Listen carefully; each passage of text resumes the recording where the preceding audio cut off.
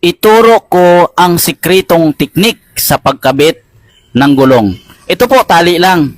Hindi na tayo gagamit ng plangka kasi nakaagasgas yan. Ito po, sundan nyo lang kung paano ikabit na hindi na tayo gagamit ng plangka. Yan po, idiin muna natin ang isang labi, malambot lang yan. Tapos papaikot natin yung tinali nating straw na yan sa mugs. Yan, ipaikot natin sa loob. Tapos lagyan natin ng hawakan para hindi tayo mahirapan pagka hinila natin yan mamaya. Yan po, oh. Yan, tingnan natin. Yan, sundan nyo lang. Yan, pilipit lang natin yan.